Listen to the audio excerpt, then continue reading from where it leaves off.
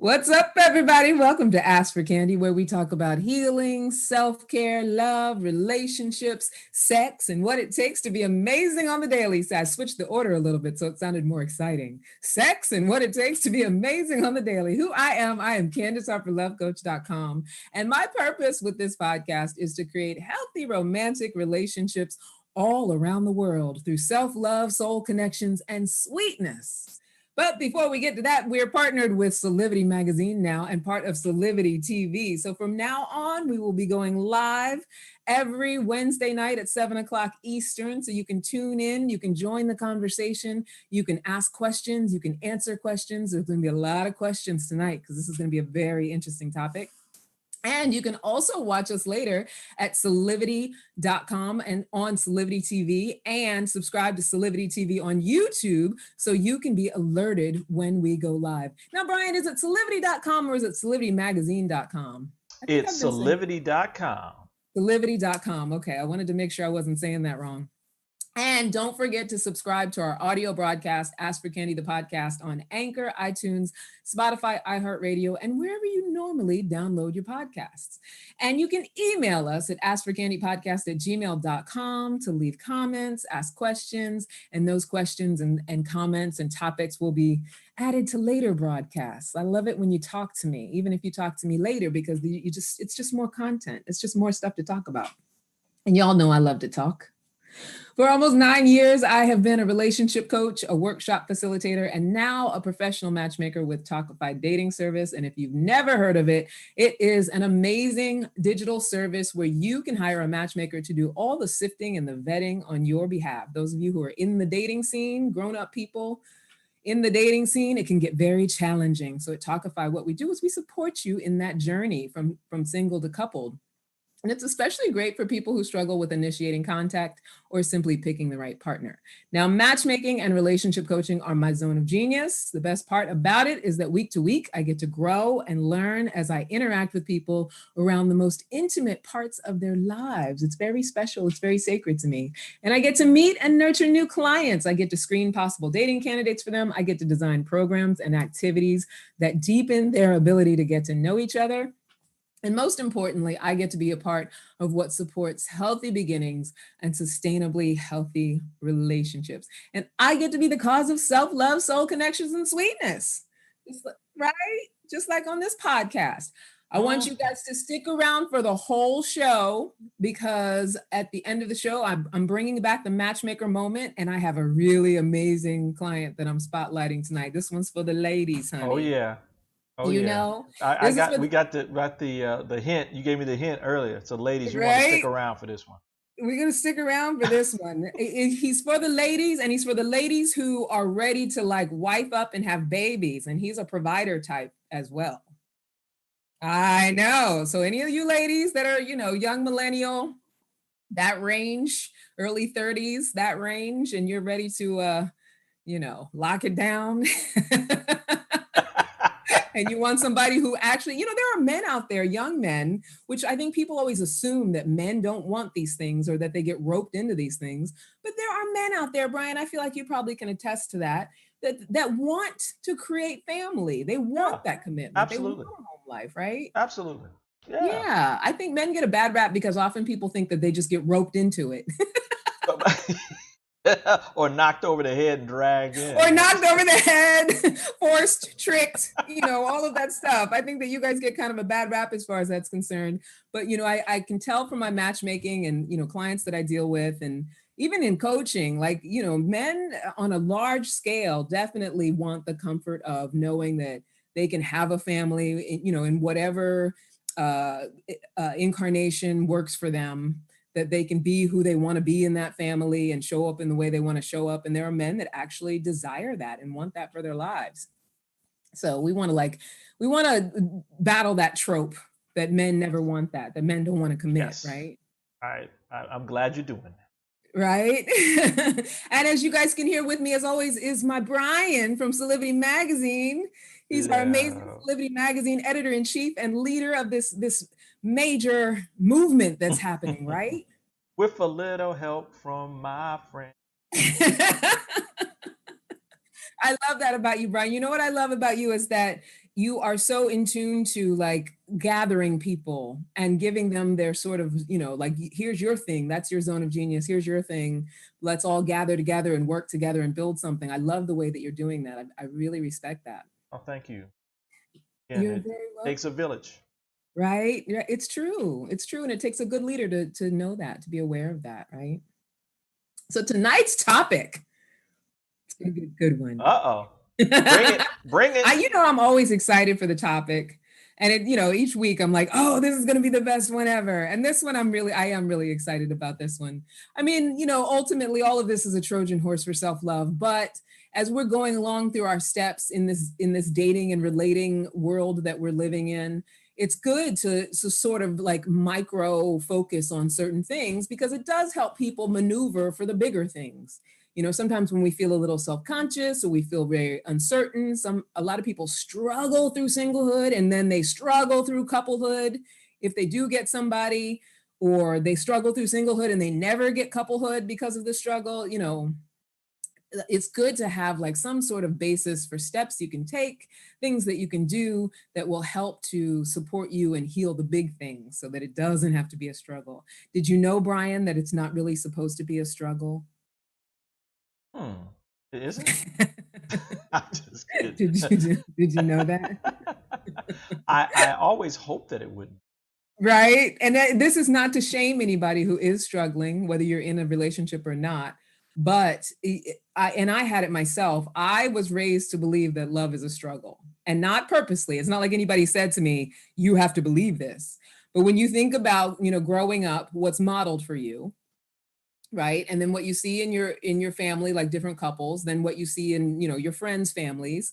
And there was a lot of divorcing, I think, when we were young. Our generation was young. I feel like that's when divorcing started to get big. Yeah, I agree. I agree with that. Right? Yeah. And then you think about music, which I'm a music lover. I'm, just there's so many artists I love, but what are people always singing about? The pain of love, right? And how things went wrong, and how this was, this person cheated on me, and this person did this to me, and that, this is that, and love is hard, and all of that stuff, which just reinforces that love is supposed to be some kind of struggle. So I think the thing is that we've sort of bought into that. And because we've bought into that, there's a lot of things that we could be doing that allow and invite joy and pleasure and happiness and fun in what is supposed to be a fun thing. And I don't say supposed to, like I said, to shame anyone, but to invite people to consider that maybe a lot of the struggle that we go through is self-inflicted and doesn't necessarily have to exist at all if we're willing to, sort of try some different things. And so tonight is about romantic green lights. Forget the red flags. All right. Right? We have been taught to look for those red flags. If you see those red flags, run, run, run, run, run. And a lot of what I do with the coaching and the matchmaking is addressing the fears of people who are trying to navigate this dating game, right? And as we get older in this dating game and in this world we live in, and as politics and social culture become more and more brutal, and as we're dealing with a pandemic now, it's no wonder that so many of us, particularly those of us who are single, are white knuckling it through our love lives and trying so hard to be certain and in control of everything we can. Like I said earlier, we have been conditioned to believe it's supposed to be a struggle. And so, what I want to introduce and invite is the possibility of, even in the midst of everything, being able to allow pleasure and joy and fun and focus on what we want to grow, focus on what we want to be possible, rather than using up all of our energy and our bandwidth looking for the things that don't work, because that's how we multiply them, that's how we magnify them, that's how we manifest them, is by focusing on them, putting energy into them, and then having a reaction. Our vibration sits at a reaction to things that don't work, right? So then we just create more of the same. I notice this thing in you that I don't like, and I can't stop looking at it. It annoys me, and I get crabbier and bitchier. The more I look at it, the more I pay attention to it, the more I complain about it, and it gets bigger and bigger and bigger and more annoying. And, that's just one example, but that's how we perpetuate this idea of a negative love experience, negative love life. So I found this great clip from Esther Perel. For anybody who listens to all the love gurus and behavioral therapists and things like that, she's one of the best. I love Esther Perel. And she's talking about the idea of certainty when it comes to picking the right partner. For those of us who are in the dating game, looking to cause some coupleage in our lives, looking to match up with somebody, she's talking about, how do you be certain? And so this is a really interesting clip, and that it's going to be the inspiration for what we're teaching tonight. You have the clip ready, Brian? You ready to go? Awesome, honey. Let's do it. Hi, I'm Esther Perel, and here is a question from Joy in California. How can I be certain I'm making the right choice when I start dating someone I meet online? Joy, why would you want to be certain? There is no certainty in the beginning. There is curiosity, there is the unknown, there is the mystery of meeting someone new, there is the vulnerability of it all, there is plenty of uncertainty. There is no way to be certain. And I think that part of this question, which I receive all the time, is that because you have such choice available to you at this point, you also kind of are continuously plagued with this. Is this the right person? You know, how do I overcome the self-doubt of knowing that out of this sea of people, this human supermarket, I've actually found the right person? You don't know. The only way you will know is by being with that person, by exchanging, by discovering, by communicating, by exploring, by asking questions, by meeting, by getting to know. Love it. I love what she says in that clip. Also, one of the ways that she talked about certainty, and one of the ways that we try to grasp onto some semblance of certainty is by looking for red flags, like I was talking about earlier. Like we think that, you know, with our dating experience, whatever it's been, that we've now learned our lessons. So now we know that we're going to be looking for these red flags. We're going to be looking for these indicators of whether a person is certainly the person that's right for us, or whether they're going to be the one who, you know, we get to stay with, or the one that we choose, or whatever. And we're basing it on, you know, our perceptions of them. Like we meet them and then we're looking for like, where are all the problems? What are all the things that aren't right about them? And I was thinking, you know, like just like white sugar and political polarization, the hunt for red flags in dating has become so overused and unhealthy. It's no wonder that so many of us are miserable with our love lives, whether we're in or out of a relationship. And here's my 3 reasons I came up with for why I believe that red flags are a myth and they don't really help us. The first one is they are a figment of our perception. And you have to fill in the truth in quotes, I put it, with your imagination based on the shitty things from your past. So that makes the hunt for the red flag futile, right? Like a lot of people will say, oh, you know, when I'm on a date with someone, I look to make sure that they're nice to the waiter. I look to make sure that they're, you know, saying nice things about their mother. I look to make sure, and let me just stop and say, I'm somebody who has done shows about red flags. So I get the conversation. I'm someone who used to tout that idea that you got to look for the red flags. You got to notice them. It's very important. But I don't believe that anymore. Because what I've learned as a coach and a matchmaker and in my own transformation is that hunt for the red flags is just me letting the past inform the future. It's just me saying, well, you know, I dated this person at one point and they, you know, always wore blue and we ended up breaking up. So now I don't like guys who wear blue. Or he was a Leo and Leos are like this and this and this. So I can't deal with Leos. Or, you know, we come up with all these different reasons, whether it's their astrology, their ethnicity, their habits, their, you know, the way that they behave around people in front of us, things like that. We come up with all of these reasons for why those are things that we don't like about that person. When in fact, number 2, the only time we even listen to those things is because we're not chemically attracted to that person. So think about how many times you've been in a bad relationship and looked back and said, oh, there were so many red flags that I ignored. So here's the duality of it. When we do find those red flags, when we are looking for them, when we're looking for them, we definitely find them. And the only time we're looking for them is because we don't have a physical attraction. When we have a physical attraction, we don't even listen to them, even if they come up. Even if something comes up that you know doesn't look right, we still ignore it when we're physically attracted, right? So yet another reason why the red flag is just a useless concept. And then number 3, what I mentioned earlier about, you know, what we focus on grows. So the more we magnify what's wrong with a person in our mind, the more we will perceive ourselves as being right. Right. So there was a friend like years ago, I remember she posted on social media about the fact that the guy she went on a date with, I can't remember whether it was that he had, he didn't like dressing or he liked a lot of dressing on his salad. And she really like made that a big deal as if it was a problem. Meanwhile, it's like, clearly you just didn't like him. And you're trying to find a reason to sound right about why you didn't like him. And so you then have to wrong him. Which who cares whether someone likes dressing on their salad or not, right? But if we think about all the different reasons that we've ever given to say, oh, this person's not good enough, or, this is why I didn't like this person. And oh, girl, he showed up with those shoes on, he looked crazy, or, he was corny or whatever. We come up with all these reasons to sort of criticize and insult that person. When in fact, what it is that we just didn't feel the liking. There's no need to even put the energy into making them wrong, because you're trying to grow the red flag. Oh, that was a problem. He wasn't nice to the waiter that time. Now, here's the thing. People mention that one a lot because they talk about compassion. And I do think compassion is something that's important to look for in a person.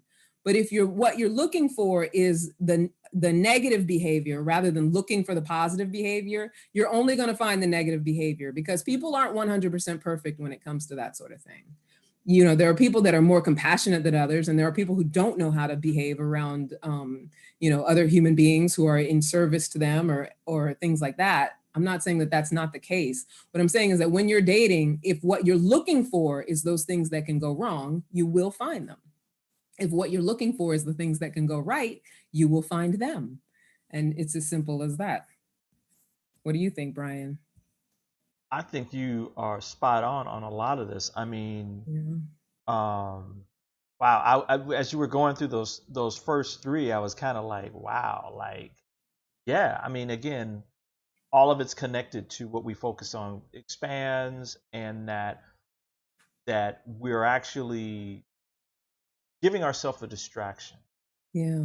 Right? We're not really like digging in deep in terms of who are we, and then from that place, what do we really want? Yeah. Absolutely. And I think the hard part about that, and the reason that it's not, this is not to shame anybody for it, because we all are in a situation right now where it feels like we have to be fighting to survive, right? So everything's a fight. Everything is being in survival mode, looking for what's wrong for me, looking for what's going wrong, making sure that I'm checking all the warning signs. Everything you see in the media, it's like, look out for this thing, watch out for that. This thing is going to be happening, so do something about that. And I think that bleeds into every area of our lives. And that red flag paradigm is look for what's wrong, find it, so that you can make things certain for yourself. And it's an impossibility, because what we focus on grows, what we resist persists. That thing where we keep fighting. And if you don't believe me, if you need proof that fighting causes more fighting and just brings more of what we don't want, just look at the state of the world.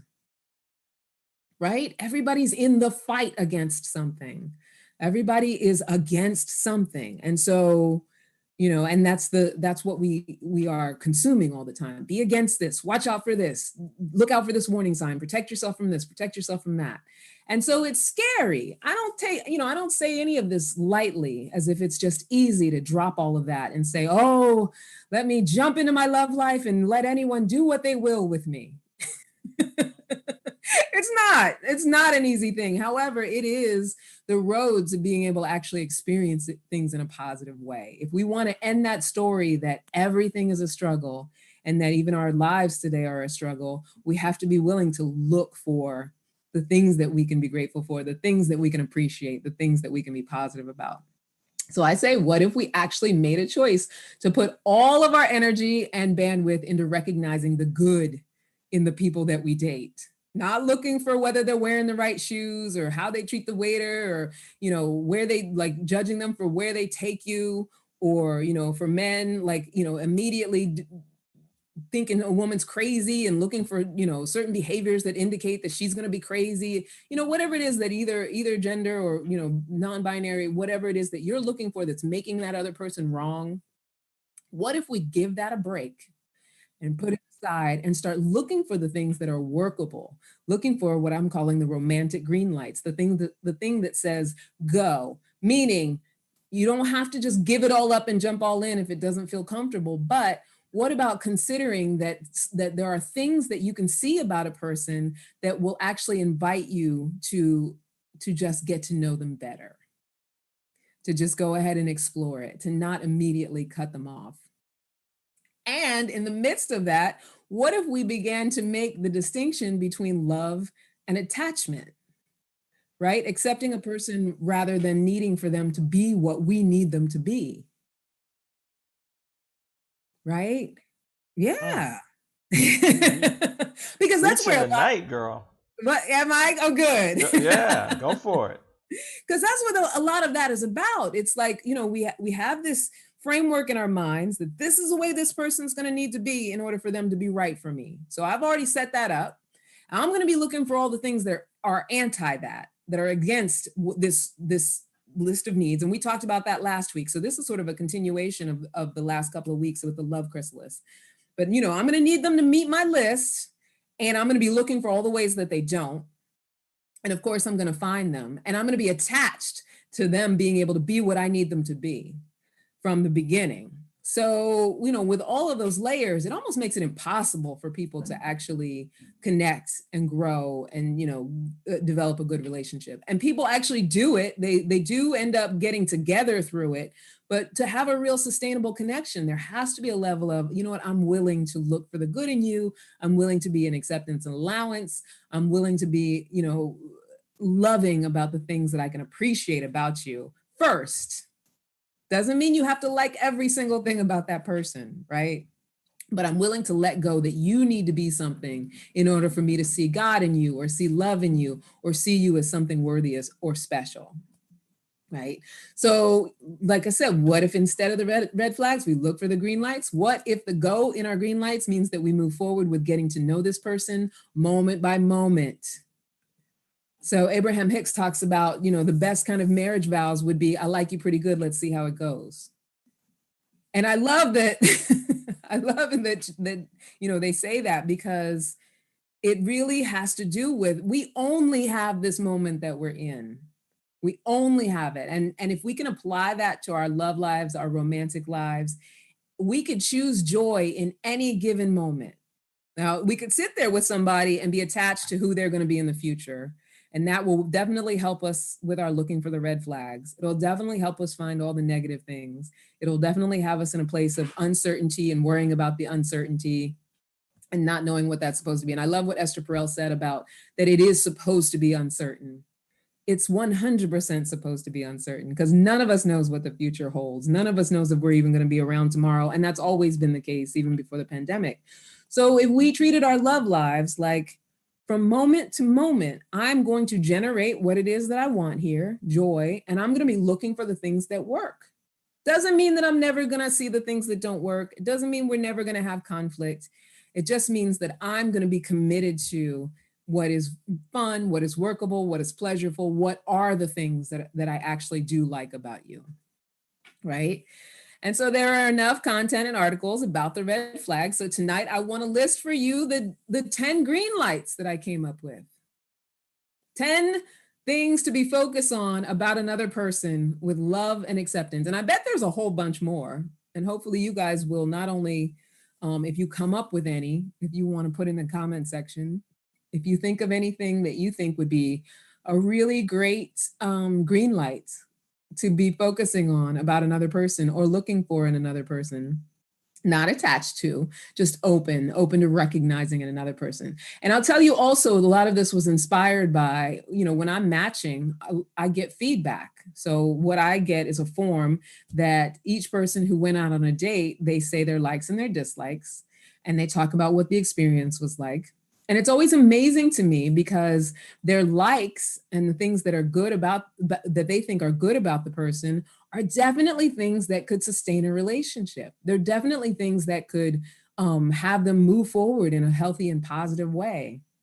And the dislikes are always things that are, and the dislikes are usually, if they don't want to go on another date, the dislikes are usually extensive, right? Because they have to, like I was saying before, they have to prove that this person is wrong and everything that's wrong with this person. And so you can tell, it's very easy to tell what they've really been focusing on. And so in that space, there's no opportunity for any growth. And I can tell that, if you can come up with that many dislikes about a person that you've just met, you weren't in the moment. You were attached to, this is not someone that I could ever be with. And these are all the reasons why. Right?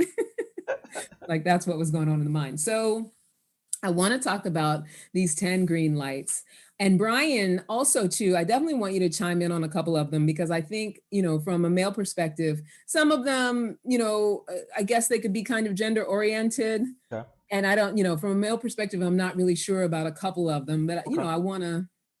we'll field them. We'll see. I got you. So the first one is, when you're with a person, if laughter is the dominant setting, that's a green light. Like, I've had people give feedback, date feedback, and say, oh, he was so funny. We laughed the entire time. But, he was sitting, because there's a lot of digital dating. He was sitting at a desk and it felt like a job interview because he was sitting at a desk. So I'm negating it, even though I laughed the whole time and he was very funny and the conversation was fun, because I want to pay attention to what I'm calling a red flag or what I'm calling a problem, right? And I know these sound like benign things, but if you think about it, oftentimes we do pick benign things to be the reasons for or against, right? So yeah, when you're with them, if laughter is the dominant setting, if you find yourself, because when we're in a space of being willing to laugh, it's because we're like not only seeing the honesty, because comedy is truth, but also it's a relaxation. Laughter is a meditation. If someone makes you comfortable enough that you can be in relaxation, that's extremely valuable. Don't you think so, Brian? Absolutely. Right? I I mean, that's, mean, go ahead. yes. Hard times come to everybody. I mean, laughter will get It will. And to have you. It's somebody, healing. no, so it's healing, and to have somebody come into your life and to be able to inspire that in you, that's gold. That's worth knowing that person. It doesn't necessarily mean you have to be with them forever, but it's worth exploring, right? Yeah, Absolutely. I see Javier commenting. He's like, laughter is everything. I agree, Javier. Somebody comes in your life and they're causing your laughter. That's like, yeah, that I can't even describe how valuable that is. And I don't think that's just a personal thing, because people do understand and value that, but then they forget it as soon as it comes to actually moving forward with their love lives, because they want to focus on the red flags. They want to look at all the things that aren't working. Right? But he didn't have the right shoes on. Or, I don't know, her skirt was too short or whatever. Like, they want to focus on the red flag. So then number two, and this one especially, Brian, I want to ask you about, because I really believe this. When it comes to good men, when they're dating, if they really like a woman, a lot of times initially they'll be a little awkward or nervous around you. Oh. Yeah, and I mean, I didn't always, I'll be real with you. When I was in a 13-year relationship, and when we went on our first date, he was so nervous that he couldn't, I remember we went and got we were young, we went and got sub sandwiches, these huge like meatball sub sandwiches. And he could barely eat a bite. And he's a big guy, right? He could barely eat a bite of it because he felt really nervous. And I think I was around 19 when we met. And so then I somehow had the wherewithal to think that was cute. But then somewhere in like my middle adulthood in dating, I don't know what happened. I lost my senses when it came to understanding and empathizing in that way. And when someone was nervous around me, I took that as weakness, as if, there was this expectation, oh, you're a grown man, you're supposed to be on your game and cool all the time and all of that stuff. And in dating guys like that, because I thought that was the thing to be looking for, not the awkwardness or the nervousness, I ended up dating guys who weren't necessarily good for me, because yeah, they were cool and confident, because their intentions weren't emotionally attached to their intentions. Yeah. You know what I mean? Yeah, that is so true. And I think, yeah, I mean, I think that goes across both male and female. Yeah. Because there's a little excitement like about this specific kind of person. Yeah. And when you're with them, it's you can tell it's different. Not like, where you really like, wow, I really like this person. I want to make sure that They like me. they like me, and yeah, Yeah. this could be a little something special. Do you think that men find it charming when women are a little nervous around them? I mean, I do. You do? I do. Yeah. Um, I think that maybe I think for a lot of men that can be a little bit of an ego stroke, right? Yeah. Like, oh, she's like she likes me, because she's a little nervous, or Yeah. she's trying to put forth that good foot forward. Um, Hmm. and I think what men have to do in that situation is be kind, Yeah. and just and recognize it. Totally. Totally. And I think that that's true of all of us. Like when you go out on a date with someone and they've got that awkwardness, it's because they have some level of emotions invested in liking you and wanting it to work, or they've seen something in you that they like. And it's natural for us to be like, oh, okay, now I want you to like me too. It's that attachment. And it's, that attachment, I always recommend that people pay attention to that being what it is and not behave out of that attachment. But we are human beings, so it's natural for us to feel that attachment, right? And so to be forgiving that someone is a little bit nervous or a little bit awkward, not only forgiving, but also recognize it as a green light. Like, okay, this person sees something in me that makes me special enough that it throws them off kilter. So let me explore and see what it would mean to get to know this person, right?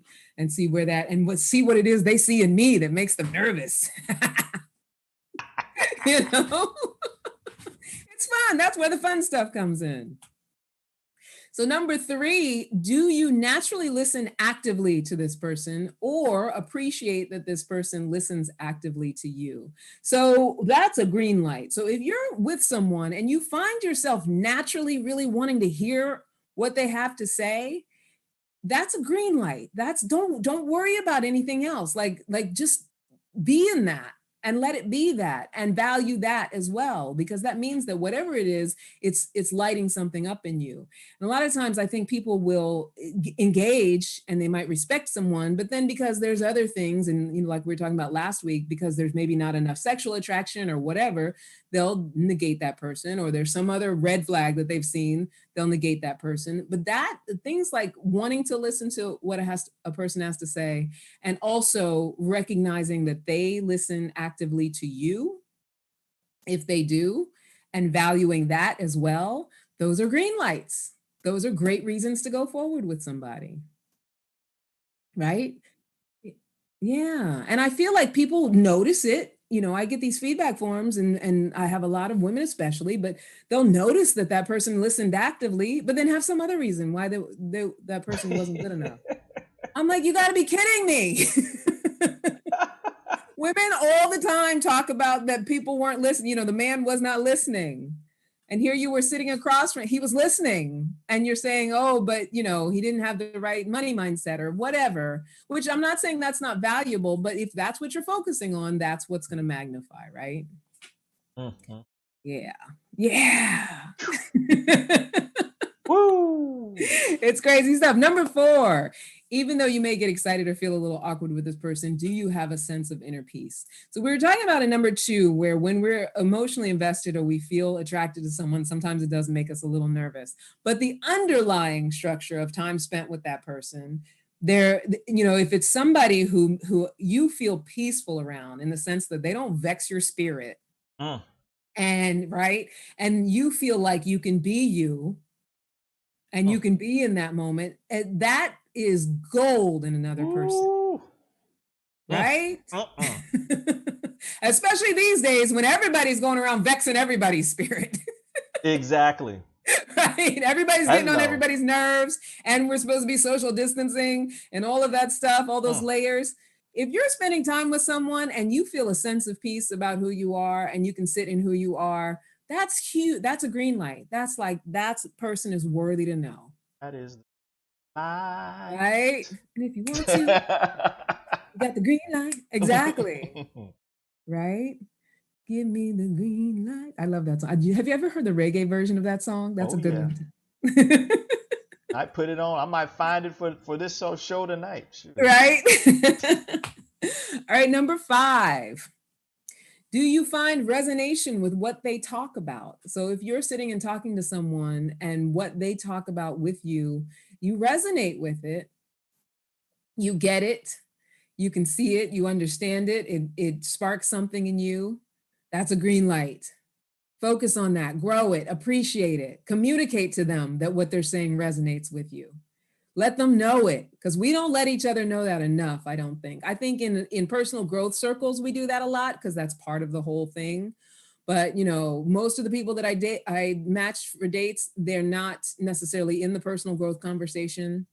And a lot of people who are out there are not necessarily in a personal growth conversation, they're open to growing, but I'm talking about a very specific kind of lingo that we tend to develop when we're steeped in personal growth. Right. But when someone's talking to you and the things that they say to you ignite interest and inspiration and memory and all of that stuff, valuable stuff. It's priceless.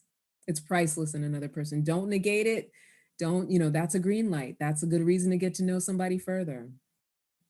And when I talk about getting to know somebody further and taking the green light, I mean building those moments by moments. So it might end up that your relationship just become a friendship. It might end up that your relationship is just for that moment, right? And it might end up that it's a lifelong love. But without the openness to the exploration, because you're busy looking at red flags, then the possibility gets cut off, right? Well, we had one of our viewers say this show is resonating. Oh, that's awesome. Yeah. Thank you, Louise. Yeah. Yes. Thank you so much, Louise. I'm so glad. That's awesome. And thank you for acknowledging it. I already feel closer to you, Louise. Thank you for that acknowledgement. But that's exactly what I'm talking about, is being able to communicate that. Like I'm picking up what you're putting down. I hear what you're saying. Allow that kind of connection, especially initially when you're getting to know people, because that's that meaty, good, juicy stuff that has us, being able to move forward and connect with each other. Another one, do you find commonalities in how you have historically experienced life? So a lot of times I get these dating feedback forms and it's like, oh yeah, we grew up, in very similar ways. We had so much in common and we were talking about this and we were even raised in the same religion, even though we don't practice. And all of that stuff is high value stuff. When you can have somebody who gets it, who gets, what it was like to grow up on a block like you grew up on. I'm not saying only be with people like that, because obviously you want to expand your horizons, but don't negate that stuff. Don't blow that stuff off for the stuff that's less valuable, or in looking for the stuff that's less valuable, the stuff that doesn't really mean anything, the stuff that aligns with the negativity of the past, right?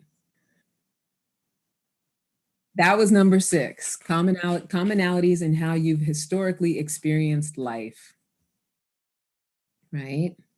Do you feel like that, Brian? Now I'm going to ask you a question about you and wifey. I don't know, can I say her name? Is it okay to say her name? And Sasha. I want to ask you about you and Sasha. So when you guys were first dating, did you feel like in your conversations that you had those commonalities? I'm not saying that you have to in order to connect, but yeah.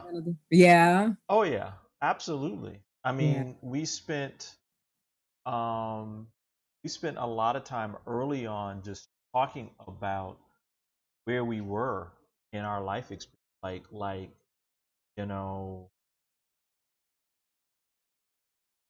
where are you on your journey, work and professional and life, and what about like your backgrounds and stuff, and part in backgrounds too.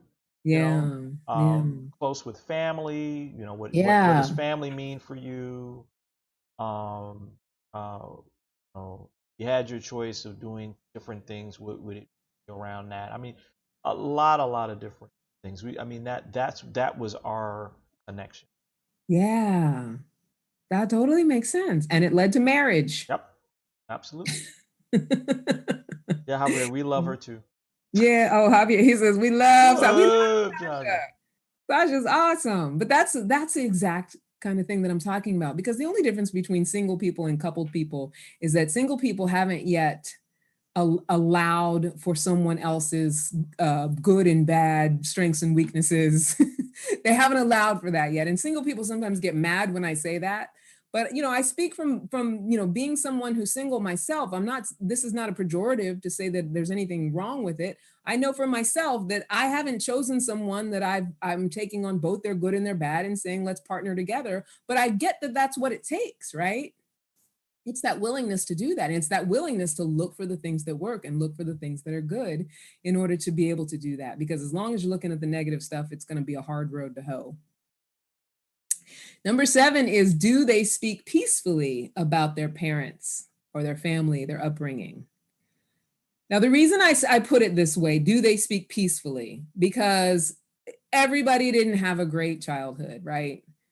Everybody didn't have great parents. A lot of people had a lot of dysfunction. Some people had parents who abandoned them, suffered a lot of trauma growing up, things like that. It's not this expectation that everybody's supposed to have come from a Norman Rockwell painting. But one thing that is a green light for getting to know somebody is that they have gotten enough growth and self-awareness in their lives that no matter what their parents were like, they are at peace with who they are. Right? Can you say that one more time, please? Yeah. That they've gotten enough growth, enough self-awareness, enough self-acceptance that no matter what their parents were like, that I don't remember how I said it, but that they have accepted themselves and they are at peace with who they are. Right? Yeah, that's important. I mean, it's very important. Yeah. I mean, for me, it's been a huge journey of my own life. Like my book is I'm Not Mad, But She's Still Crazy. And it talks about the trajectory of understanding how I had to make peace with my relationship with my mother. And I look back on it now and I'm like, was I crazy? Like, my mother made me into this great person. Right. And I can't, I look back in my 20s and 30s and I can't even understand where all that resentment came from anymore because I transformed it. But when I was in it, I couldn't, I was just like mad about it. And if anybody asked me about it, I had no peace around it. Right. But don't ask me about it if we're on a date. I'm going to get like, we're going to end up fighting on the first date. I'm going to have some stuff to say that you're going to think I'm crazy.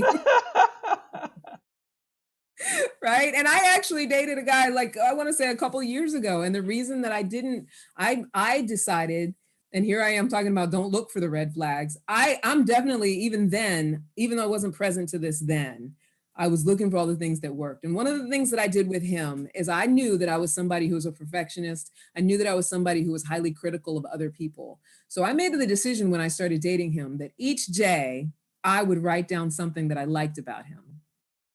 Right? So I could switch food. Right? And I think this is a good practice to take on for anybody, anywhere. You go on a first date with somebody, and if it feels like it's going to go forward, or you start to go forward with that person, each day, just write down something that you like about that person, something good about it, just to get into the practice of it, right? So I started that with him. And every day I would write down something that I liked about him, write down something that I liked about him. And what ended up happening as the relationship started to evolve, I realized that he really didn't have any peace around his relationship with his mother and his relationship with other women in his life. He had 2 daughters as well. And so even though I wasn't initially looking for those things, I was, those things came up in the natural organic development of our relationship. And it became something where I stopped feeling peace around him. And so once I recognized that, I wasn't calling it a green light then, that had gone away, then I knew that it wasn't for us to move forward. It wasn't for us to continue our moments together, right? I'm not saying that because you're looking for the green lights that you're like, negating anything that doesn't work, or that you're going into things that, ultimately don't work for you. I'm saying that the green lights make it worth exploring. So I don't regret exploring what could have been possible for the time that we were dating, but I definitely got to learn enough to know that it wasn't going to work for me to be with somebody who had that much negative energy around their relationship with their mother. Right. And that's the process, right? I mean, you're talking about going through these steps where if it's not meant to be, you really find some depth in learning in it. I think that's what I'm getting out of all this right now. Exactly. Right? That's beautiful. Exactly. Beautiful. Yeah. And instead of trying to like chess piece it and manage it and make it happen, look for those good things and explore until, you know, the good things, either they'll dissipate or you'll find the unworkability if it is there. It'll come up on its own organically. And then moment by moment, do what you need to do in order to, you know, love yourself, fill yourself up, and lovingly move in and out of someone's life. That's like meaningful dating. Yeah. Meaningful, not like just dating for the sake of dating. Like, exactly. wow. And it's less of a struggle. I mean, people think, oh, but then I will have been dating them and then I'll have all these feelings and then I'll have to like get over my feelings. But it's not like that if you don't consider love to be attachment. Like loving somebody means that they always say if you love something, you set it free. If I love you, I don't have to attach to you. Somebody. Right? Set them free. Exactly. But that's what they mean by that, you know? And so we're so worried about, and it's another reason why I think we focus on the red flags, is because we're so worried about, oh, but if I get attached, then I'm going to get hurt, you know? So let me look for all the reasons why it's not going to work. You know, right. Rather than let me look for the workability. Let me go moment by moment. Let me see where this can go.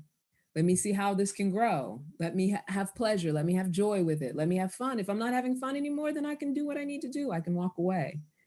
But not let me find all the reasons why I won't have fun and cut it off. You know what I'm saying? Right? So number 8, can you acknowledge and appreciate their expressions of compassion and empathy? As opposed to scoping out their bad behavior. So, you know, with all of us, there is the good behavior and the bad behavior. If we have to qualify it, I'm not, you know, big on the conversation of what's right and what's wrong, but, you know, that it being that it's a moral conversation. But in as much as we're always scoping out how someone else is behaving badly, how often do we acknowledge and appreciate when they are expressing compassion, empathy, when they are doing sweet things, and not just sweet things for us.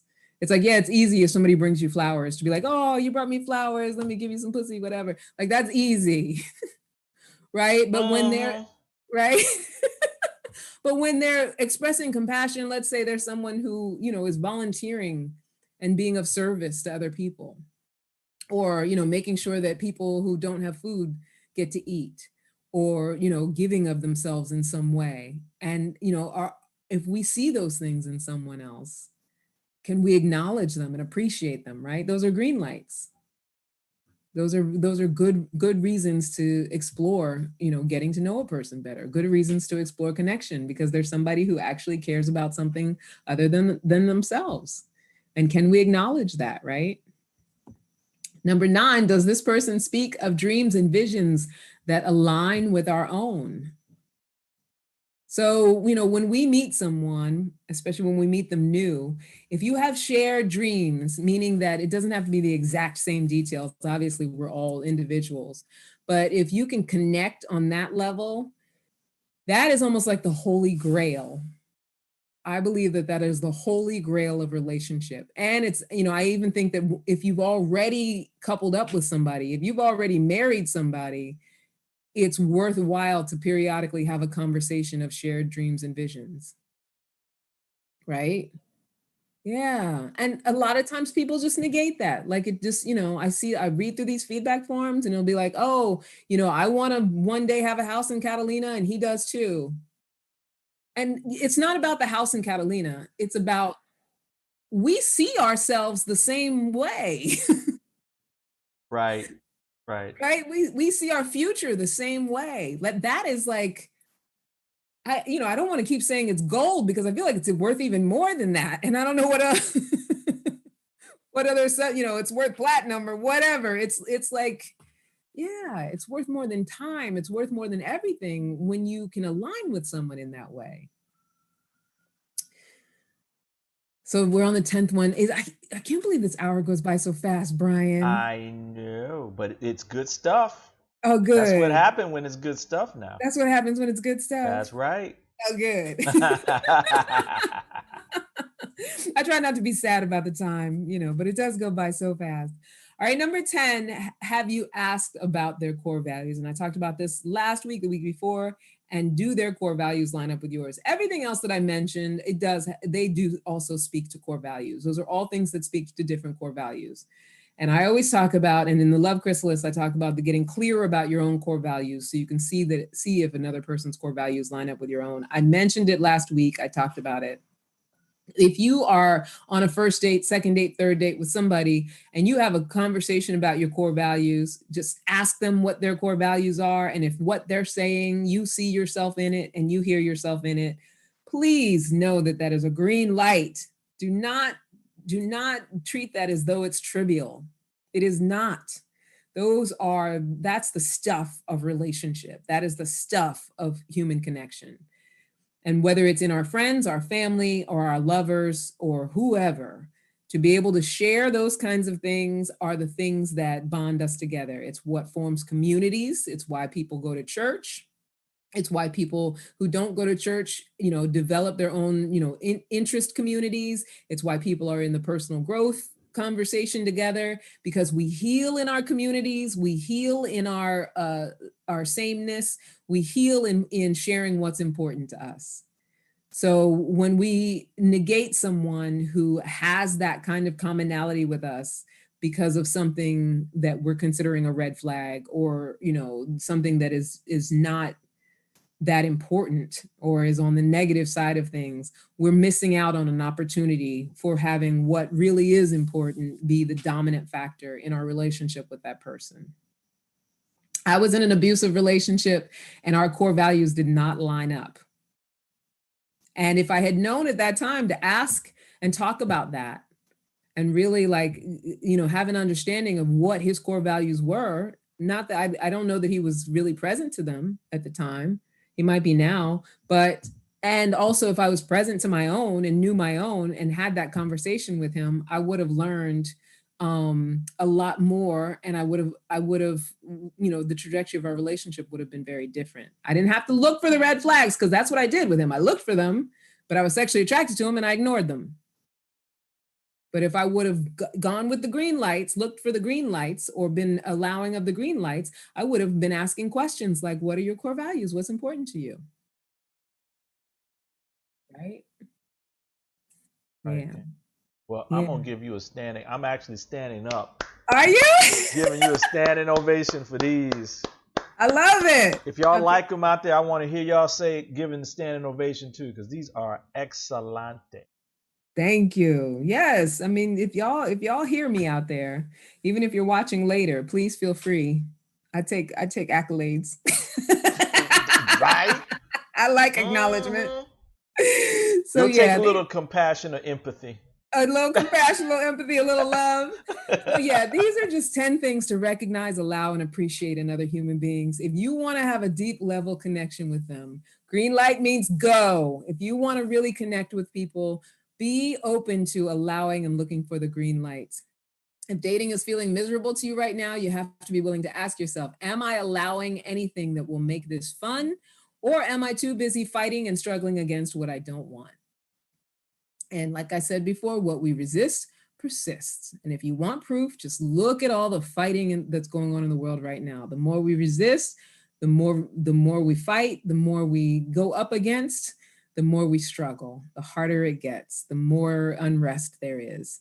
And if nowhere else, at least in your love life, give yourself the gift of not having anything to fight against. There's nothing to fight against in your love life except for what you choose to invent. Right? Nothing to fight against. All right. So I want to do the matchmaker moment really quick. I know we only have like 6 minutes, right? Maybe 5 minutes, Brian. Okay.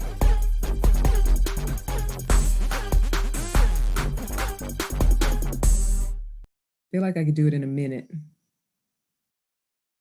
Matchmaker moments. Matchmaker moment. You tell me when to go. You go for it. All right. So tonight's client profile for their matchmaker moments, I have a 6'6" physician who lives in Florida, and he is looking for a wife, honey. He likes to wine and dine and travel and have family gatherings. He's got good taste. I saw his apartment when we did his virtual interview. He's got a great career and a very, very sweet, humble spirit. His love language is physical touch and quality time. And if you are a smart, pretty single woman between the ages of 24 to 34 and are ready to become a good, solid wife, hit me up. AskForCandyPodcast@gmail.com. You got to want to be a wife, though, because he's definitely that kind of guy. He's a provider type. You know, you got to want to be a wife, and he's not misogynistic. It's not like you have to want to be a traditional wife. You can obviously have your own career and stuff like that, but he's all about family. He's very family oriented. So if family is one of your core values, then definitely hit me up. All right, Sunday, September 6th at 7 a.m., I am rejoining the Spirit of a Woman Development Center for part 2 of my Love Chrysalis workshop, the transformation from lonely to in love, as part of their Wake Up Everybody series. It's free and it's digital. I'll leave a link to register in the comments below. It's the second part to the one that I did last Sunday, so you guys are welcome to register for that. The Epic Circle, online healing circle for women everywhere, every Monday night. We come together as a community, remember I was talking about community. We heal in our communities, in our pairings. We'll be causing personal transformation when it comes to communication, forgiveness, self-love, mother-daughter relationships, purpose, friendship, just all the tools we need to be as big as we were meant to be. So find us on Eventbrite or Meetup, the Epic Circle. And Brian, do you want to tell them anything about Solivity stuff coming up?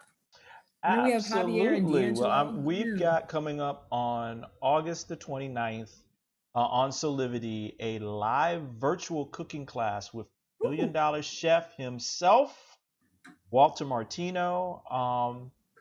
You can actually go to our Instagram page and click the link in our bio, or you can go to our website. All the information is there. I will be posting it in the chat. It's going to be great. It's sponsored in part with Josh's Premium Meats out of Miami, as well as co-sponsored by Pitbull's Vodka, Rolly 305, where you buy it and you actually get both meat and the vodka. So it's going to be off the... Oh my goodness, this is exciting. You said it's Saturday, August 29th. I might have to do this too. So is this part of, because I know we were talking about like the possibility of doing series of like teaching workshops and things like that. Is this part of that? Oh, yeah. Yeah. Oh, I love that. And so, he's going to show how to cook a steak. Yeah, he's going to, actually where you're going to get, and it's Wagyu beef. So it's not cheap. Oh, it's the good stuff. Hello, Kitty. It's the good stuff. I love it. That's awesome. All right, that's fantastic. So what do we have? Should I close out now? I don't want to close. Only if you want to. Oh, I don't want to. I never want to. I could, you know me. I could go on and on and on. Know. Why don't you give us a quick word of wisdom regarding all of what you talked about tonight? Yeah, it was some powerful stuff tonight. Like wrap it up, right? I mean, here's the thing, and this is the reason why I came up with the Love Chrysalis and this idea of our love lives as a source of transformation. And our love lives, and the reason that I work around love and romance is because it truly is the apex of our lives, of everything we do. It is the expression of who we are in our relationship with ourselves, right?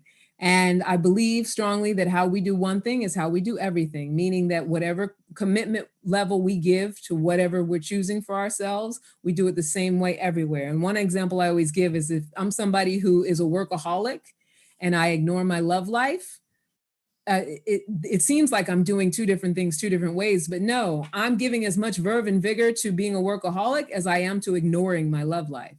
And I can say that what I want is a love life, but if I'm ignoring it and I'm ignoring it with that same kind of passion that I'm giving all of my attention and my energy to my work, then, I'm approaching it all in the same way. So the reason that I give all of these sort of, tidbits and steps and ins and outs and things to look for and things like that is because we always want to be in our awareness of when what we say we want is out of alignment with what we have, there's something in there. There's a blind spot. There's some sort of behavior. There's some sort of commitment to something other than what we're saying that we want.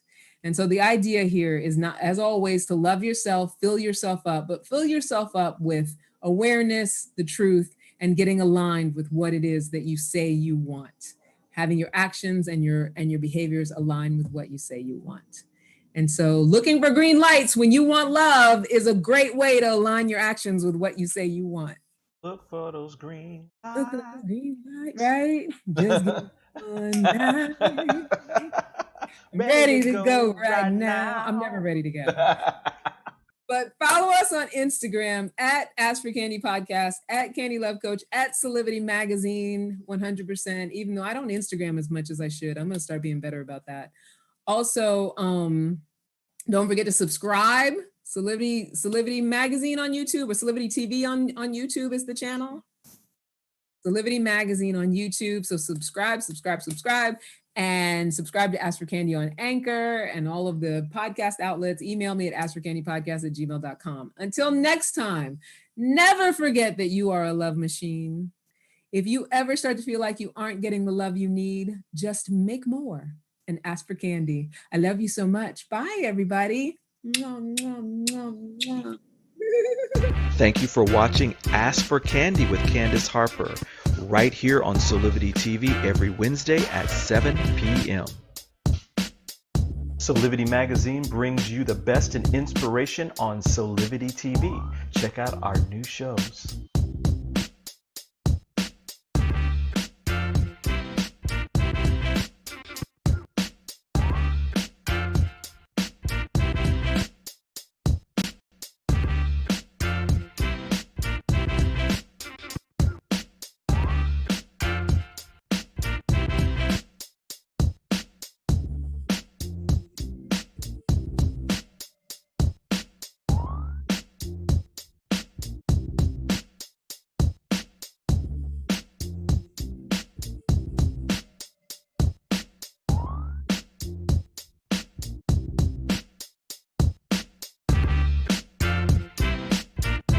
Mark your calendars for Solivity Magazine shows by going to solivity.com/.